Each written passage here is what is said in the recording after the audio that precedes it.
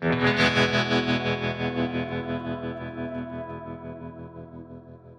filled in on vocals for a few bands over the years. Oh, rad. Yep, European tour. The singer and one guitarist, they flew out of Albany. The rest of us flew out of Boston. They got stuck in customs in somewhere in Scotland. We were in Ireland, so they missed their connecting flight. And we're like, we got to get paid or we can't make it to the next show.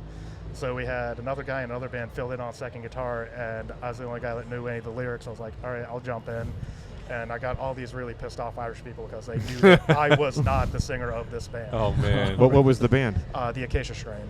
So a lot of screaming, yelling lyrics. It sounds like a Vans Warped Tour kind of band. Yep, they've did it a few times. We actually... Arcadia Strain? Arcadia Stain. I had that one time in my... In your underpants? Yeah, they were... a little, You had that. You had a little... Use a little comet. In your underoos? Yeah, had a Canadian stain. Okay, I'm sorry. just a little of that poutine gravy. Ooh. You're used to holding a microphone. I'm hungry. Well, hey, hang on. Hang on. We jumped ahead. Now we're officially at the beginning. Hey, this is podcast number 45, I believe. Yeah, sure. Of Great the Mama number. Tried Sure. Flat Out Friday podcast. And before we even get into it, Swiss, by the way, I know it's a shocker. We have another guest with a nickname. But hold on to that. Swiss, tell me can you talk about your real name? Yeah. First name's Daniel. Yeah. Swiss comes from my last name. My last name is Swislowski. Swislowski. Yeah. Growing up, elementary school, middle school, high school, nobody could spell it correctly. My high school music instructor, I played flute in the high school band, not even joking. But there was 3 Daniels, so he just called out everybody by their last name that were Daniels. So me, he just like, it's too long, I'm just going to call you Swiss. And it stuck. That was like 9th grade. Sure. All right. I think how this came up was that this is an interesting story. I don't know how well you know Swiss, but Swiss lives in Pennsylvania. Pennsylvania, North Central. But he comes here every weekend. Yeah, I was gonna say. I keep seeing on your social media. I was like, did Swiss move to Milwaukee? Every time I'm here, somebody's like, where do you live here now? Like, I was up here for a race at Beaver Cycle Club, and I walked past Dave Kilkenny. He goes, oh, you live in Milwaukee now? I was like, no, I'm still living in PA. I actually just flew in that weekend to hang out and ended up racing. That's awesome. Yeah. Man. That's So you great. have like a storage facility here with all of your stuff in I it, should. tools and I finally bikes. pulled the trigger. I'm leaving a bike here because instead of borrowing a vehicle or a bike or renting, I'm like, I got Alright. enough motorcycles. I can Alright. leave one here and be able to get around and actually hang out with everybody and not be on other people's schedules. All right. Sure. Yeah. Sure. Nice. A little autonomy. Yep. That's great. I like to be self-sufficient in that stuff and not have to inconvenience or depend on other people Yeah. or work around their schedules when I can kind of make Yeah. my own. Yeah. Why Milwaukee? Why Um, do you spend so much time here? people here are salt of the earth. Okay, just hang on a second now. I don't have a lot, so don't take what I have. It's like I think you asked me that last Halloween when you guys were in Pennsylvania for Cameron Smith's Halloween race, and like you said it about Philadelphia, and like Philadelphia is a great city. I've been there a lot, but like every city has its vibe, and I just feel like this vibe and the atmosphere and the energy of the city kind of just, I fit in really well with it. I'm really comfortable here. I have more friends here probably than anywhere in the world that I've ever been. And it's just the excitement of like, okay, especially the motorcycle community. Where I live now, there is no motorcycle community. Really? And like, not sure if you guys have talked to Matt Stat about that. That's why he started Yeah. the Booney thing down there, where he's Right. like, he wants to do that down there, but still him and I still live 3 hours apart, but we always try to get together, like, let's see if we can build something. Yeah. Right. And it's, nobody, even us trying, like, nobody wants to get into it. Really? And it's like, you know, I can go up to Buffalo. There's a good riding community out there, and it's also Rochester, but that's 3 hours away from me. Sure. Okay. Which, like, yeah, it's closer than here, but, like, hanging out in those cities, I'm like, I don't get the same energy as I get Right. when I come here. Yeah. We're blessed. We're Yeah, blessed definitely, with a good definitely. motorcycle community here. Yep. And you've become a fixture in it. Yeah. Yeah, I never realized it till, like, Jeremy always asks me anytime he's doing anything, like, hey, can you come to this race? Hey, can you do this race? He hit me up a month in advance, like, just, hey, come to Sturgis, come race with us. I was like, he's like, I need numbers, like, we're trying to, you know, make sure we put on a good show. I was like, Yep. tell my boss, I'm like, oh, hey, by the way, I'm taking 2 weeks off and going to Sturgis. My What boss, do you do? Yeah, I was going to I'm- ask you about that. It's my basic job is I'm a diesel mechanic working on tour buses. So like you guys were talking about, the band Hairball has their own bus. We operate a fleet of 15 of them. Lease them out to anybody who can afford them, mostly bands, mostly rock, metal bands. We provide the buses, trailers, and drivers. And on top, so like, I basically run the shop. I do all the heavier work, big engine work, generator work. So turbo needs to get changed, valve adjustments. Last week I had the drop a oil pan, replace one of the big ass oil pumps in it. How do you get underneath them buses? We have a pit in our shop, so we Got just it. drive it over the pit, go down the steps. You go to bigger shops like Prevo's, the manufacturer of most of the tour buses out there. You go to their shop and they have these giant wheel lifts that they wheel under, and it'll lift it, 8 feet up in the air. Wow. No way. And I'm scared of those things.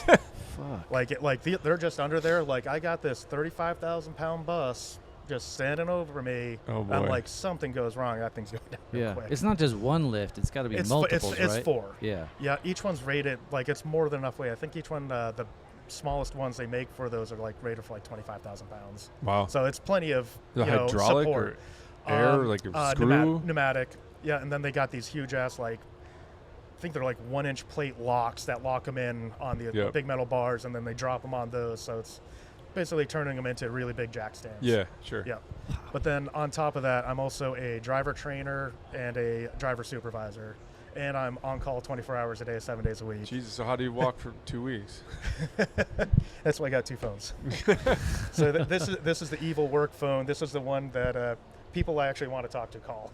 Oh, right. What would a call be? The shower doesn't work, and actually, Metallica needs a hot shower. I got that yesterday where the shower drain on a bus had disconnected in the bay, so it was just dumping water in the bay. I'm like, as a driver sent me pictures, I'm like, oh, it's a compression fitting, unscrew it, put the pipe back in, crank it down, and should be good to go. If that doesn't work, I was like, just get a whole bunch of RTV silicone just so I can seal it up. Yeah. We'll replace it when it gets back to the shop. Yeah. Calls me 30 minutes later, goes, oh, I got it fixed. Like, All right. but then it also ranges from that where if they break down in the middle of the night, whether it be engine failure, something, blown tire, or any of that, they call me and I'm the first guy that goes, okay, we can handle this, or I got to get a service truck out to you, get a tire truck out to you, do all that stuff. And we've had everything range from, like, I drove buses years ago. I got off the road in 2017, and I think I was the last one, thank God, knock on wood, to have it happen, where I actually blew a whole motor. Had a connecting rod launched through the engine block. Damn. Yeah, on a Sunday morning going down I-5 into Los Angeles. Ooh. But yeah, it's a little bit of everything. We get ones where they just turn the key, nothing happens, they panic, call me, bus won't start. Right. Stuff like that. Right. But What's one of your favorite go-to stories for not mechanical, but like the touring band? You don't have to name names. Yep. You can. Yep. It's encouraged. It's encouraged. I won't throw anybody on the bus for legal reasons. No, finally, no pun intended. Hey. So the last tour I used to tour manage before I got into doing buses and all that stuff. The last tour I completely tour managed for a band we were out on Warped Tour in 2011, and we were the scapegoat because going in they were labeled the most negative band in America. So we go into the Warped Tour knowing like they're going to pin anything that goes wrong on this tour is going to be our fault. So Right. like we had to be perfect little angels the entire time, and they were. Right. Like literally, the guys in the bands are kind of just like me. They're nerds. They would stay. We had what they called a bandwagon, so it's like a RV on steroids. Has a bunch of bunks in it and all that stuff. But TV, satellite. They'd stay in there, play video games in the air conditioning all day. Go out, they do their autograph signings. Go play their set. Go back to the bus and go play video games. Wow. They didn't do anything, but like water gun fight got out of control. The next day I got a phone call from the lead tour manager for the whole tour. She calls me in and going, hey, so you want to explain what happened last night? I was like, I can prove to you we were in the bus playing video games. And she's like, yep, not a problem, carry on. All right. Yep. But then so everything's super smooth. So then the last day of the tour, they were a heavy band and all the heavy bands were on the same stage. All the singers got together going, let's see who can get the crowd to do the most ignorant thing. And it ranged from, like, they asked us, you're not supposed to do mosh calls, try not to get it, mosh pits going.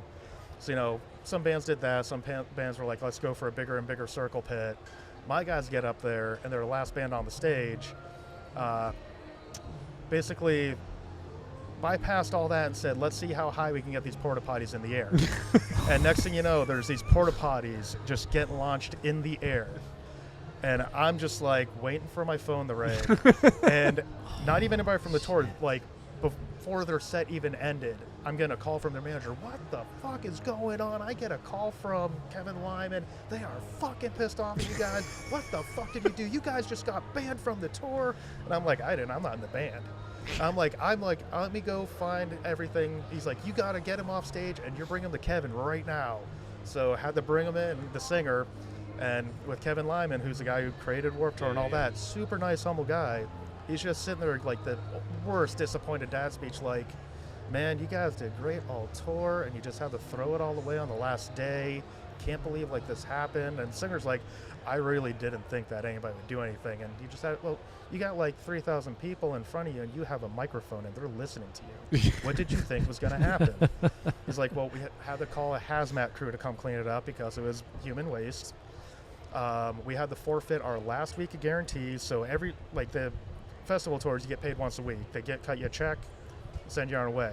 So that was going to be the day we collected our last check, lost all that money. And then that ended in Portland that year. I missed the band. Is this a Canadian stain? Yes, it's a Canadian stain. Yeah, I'll say the name because the story's gone. That they've smoothed it over with everybody since. They got welcomed back to tour like 5 years later. But yeah, it was the Acacia strain. But yeah, then we had the long drive from Portland all the way back to Massachusetts where they're from. So we're driving cross country and it's just dead silence. Nobody wanted to talk about it. And I'm just sitting there laughing going, man, I can't wait to quit this job when I get back.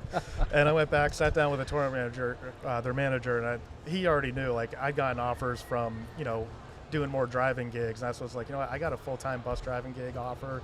I was like, it's going to pay me like 5 times as much. I'm going to go take that. Right. And he's like, I completely understand. Basically like getting discharged from the military, like, thank you for your service and babysitting these guys for 5 years. We appreciate it. Who taught you to be a mechanic? So mechanically, I never really had any formal training. I have in recent years where I've gone to Prevo, who's owned by Volvo, to get factory training, but grew up dirt poor. So if we wanted a car, we had to basically get a junker and fix it. My oldest brother used to race motocross, and like his first motocross bike, we found it at a dump and he rebuilt it. He was really good at it back then, so no service manual, just like talking to friends and stuff that from high school that raced with him. It was a KX80, some early 80s model, and he got up running, and he got out there and he was beating guys on all these brand new bikes, and he got real good with motocross. But, he taught me some stuff. He wasn't the greatest teacher. Me and my brothers never were the best at getting along. Even now, like, we'll talk a few times a year, but we never hang out. Right. But with that, it was like, my first car was an 82 Monte Carlo. Barely ran, so I'm like, got the Heinz service manual, and I was like, I got to figure this out. One of my uncles was a school bus mechanic in New Jersey.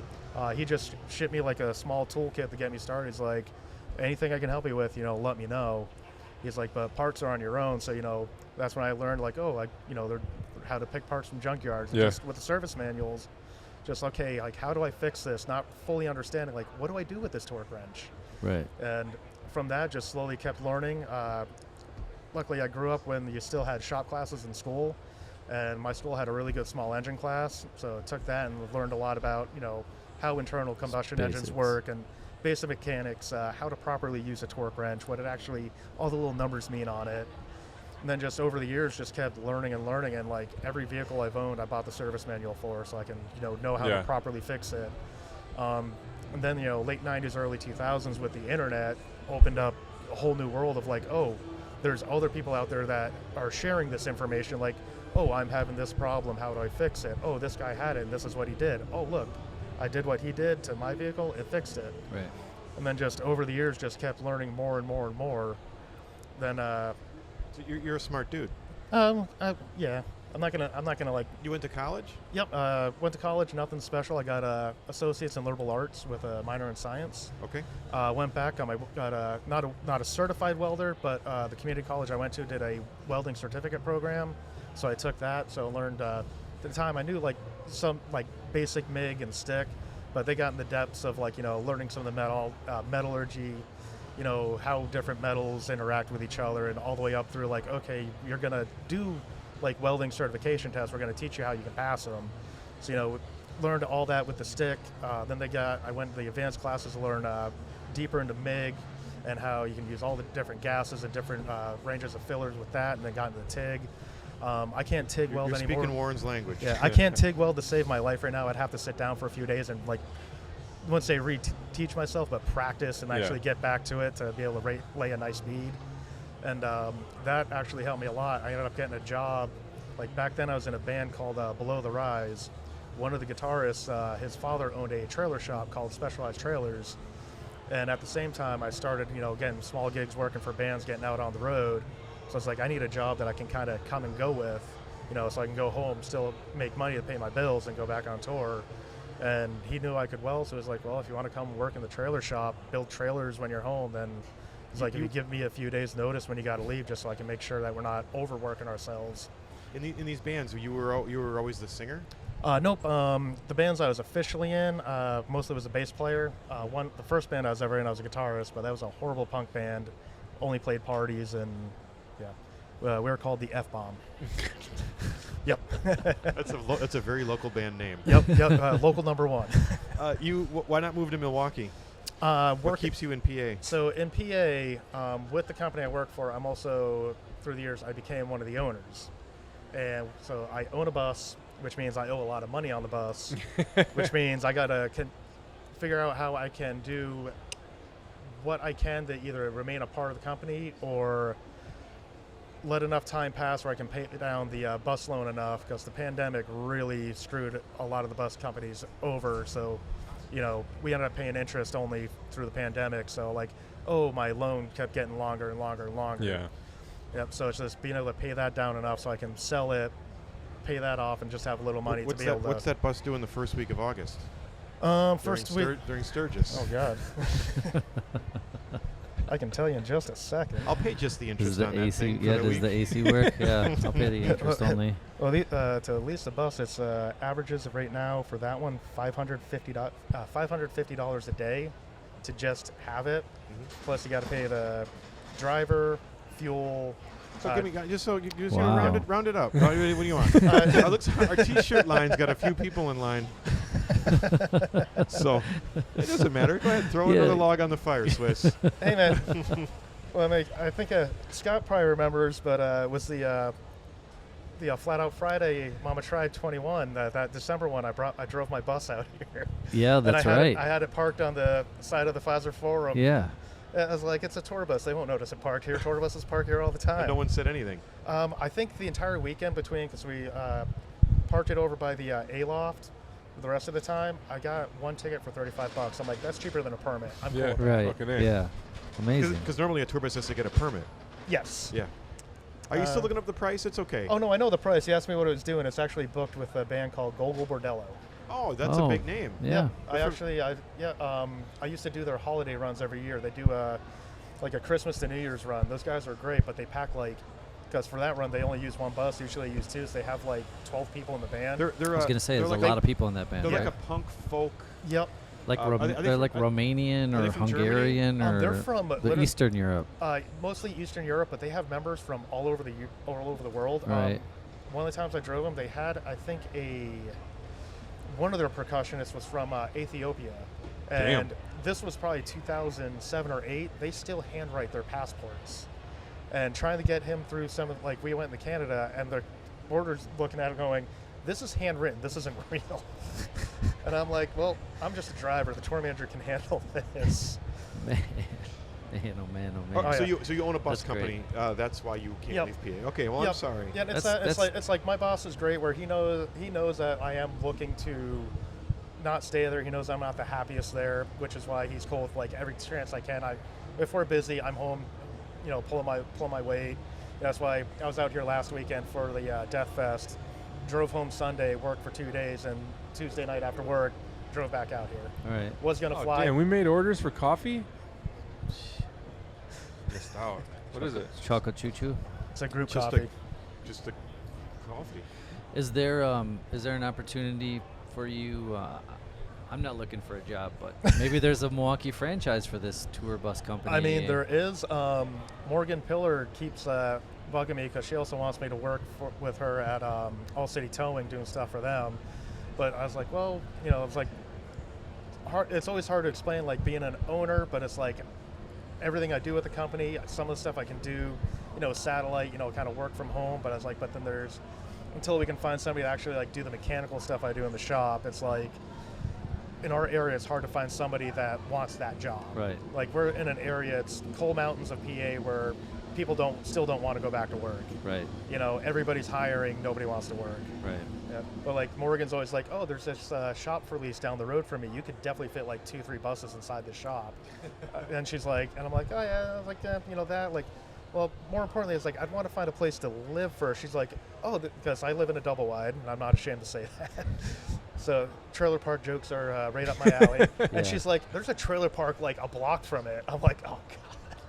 I'm like working on it. It's like, my goal is hopefully end of 24 be able to make the transition. Nice. Yeah. All So right. the steps have been put in process, but then it's like got pushed back. Like last year, like mechanical failure happens where sometimes you can't predict it. My bus blew 3 transmissions last year. Like first one was like, okay, it happens. 2 months later, went out again.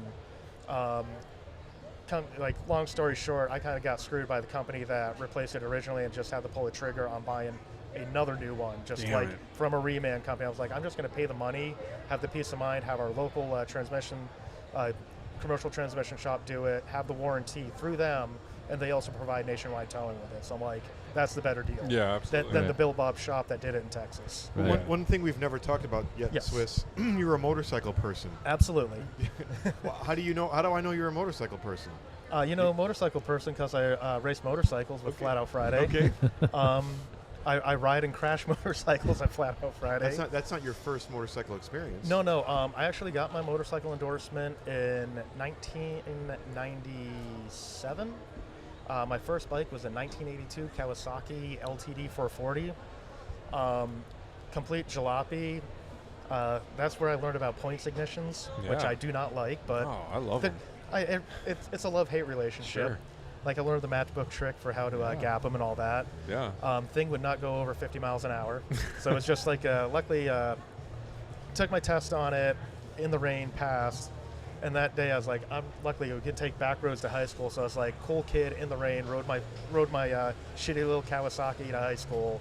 Just happy with myself. Like I got my fucking motorcycle endorsement. Oh, we all know that feeling. Yep. Absolutely. Yeah, and especially like, I don't see it so often now where younger people are getting it. It's like it seems like more people are like waiting till they're a little older. I getting think it, like, or where I live. I want like to call that. you out here on this one. I think Yep. more people are riding motorcycles. They just don't need an endorsement. Okay, so This is true. I think you're a little old school, you boomer. Yep. You need a license. Is that Pat Patterson? Rule follower. That's Pat Patterson. Yeah. Oh boy. How did you get connected with Flat Out Friday? So Being from PA. being from PA, followed Rusty Butcher, and he's always like back then. They were like, I'm not sure if they were officially who started it, but he was definitely pushing heavy the hooligan stuff. Mm-hmm. And I was actually getting pretty bored with everything else I was doing. Love riding bikes. At the time, I had a 07 Electric Glide Police Special. Rode that thing everywhere. But I'm like, I want something a little bit more like adventurous action. I want like something to like essentially make me feel alive again. Yeah. So watching all those videos, I was like, and like listening to all them like talk about Bill, I'm like, oh, all I got to really do is throw a set of 19-inch tires with flat track tires on it, or 19-inch wheels with flat track tires on it, and get out there. And found a cheap Sportster, built one. I had sent a registration in for the Cleveland Flat Out Friday that year. I think I was 18. That was your first event? Nope. You got the entry forms. That's when we still mailed them in. And you randomly called me and said, I'm running a Harley hooligan race in Weedsport, New York with the AFT. Do you want to race? And I had never raced before. I knew what the AFT was. I'm like, oh, this is like, to me, I'm like, oh, intimidating. That's going to be a big boy track. I was like, screw it, I'll show up. So how did I get your phone number? It was on the entry form. Yeah, but so that event hadn't happened yet. No, but I mailed you the entry form for the Cleveland Flat Out Friday, Got and it. that was like Oh, and that was like a couple weeks yeah, before. and you got the entry form a few weeks Got it. before that Got Wheat it. Sport race. But I was looking for people on the East Coast. Yep, and I was like, and that track was like 2.5 hours for me. So I was like, oh, that's How did you do? dead last. That's that's a fast track. That is, but I was probably the most, maybe not the most stoked person on the track, but I was definitely right up there in the top couple, 2, Man, 3. what a Trial way to by get just fire, thrown just into thrown a Yeah. into fucking the deep end. Yeah. Holy shit! An AFT race, your very first. Oh yeah, and it's like It was you a know, fast track. It was a D shape. Yep. That Oh, makes sense. So really? you got Yeah. really Yeah. So yeah, fast, and yeah, you came you that start, then like turn. It was basically turn 2 just looped in the turn 3, and these guys are just screwing sideways around it, and I'm out there. Dave Kilkenny, Terry Vestal. Yep. Was it Swiss? I All can't- the big names. Yeah, I can't remember if JJ was there. Dan Jacobson Yeah. was there. But yeah, all these guys are going, and then like I'm getting lapped. I'm like, this is the greatest thing ever. Lapped. By the way, it was a 6-lap heat. Yeah, good bit. Yep. But yeah, then we did the Cleveland Flat Out Friday. Then had fun at that. So then I entered. You did the one for the Harley 115th that year. Came out for that one. Yeah. And that was like my first time racing in Milwaukee. I'd been here like touring and stuff before. That was when I got to like fully experience the motorcycle community, and that's when I essentially fell in love because like, oh, I got to come out here and see all this at the museum. Sure. Do Flat Out Friday. We did the Bradford Beach Brawl, which I Oh, entered, right. and that track was a nightmare. Yeah. So much fun, but I ate shit so many times. Yeah, that was wild. Yeah, and then I can't remember who it was. There was one guy just zipping it like at the top of the berm around the entire track. Danny. Danny. Yep. Danny Holm. Yeah, and I'm just Yep. here, like I was out with him, and I just hear him, and like, I'm like, what? There's a lot of that going on. Yep. So we've pulled you in. We tugged Yes. you under. You are in it, immersed in it deeply. And by the way, I don't know if you know this. I don't have the words for choppering, for chopper style, but going to Death Fest, I learned talking with you and seeing your club style. You know Club you know style. what club style is? Yeah. Yep. I like club style. Yep. Is that Is that your okay? thing? Is You that got, you got a vest I- for it. is that okay? I Look at was- me. I didn't even know. Chris, who does the Death Fest, always bugs me to bring my 83 FXR out. So I completely built it from the frame up and kept the shovel head in it, but updated. It's all digital ignition. I put a Moto Gadget M unit to control everything. Some people love them, some people hate them. I personally love them.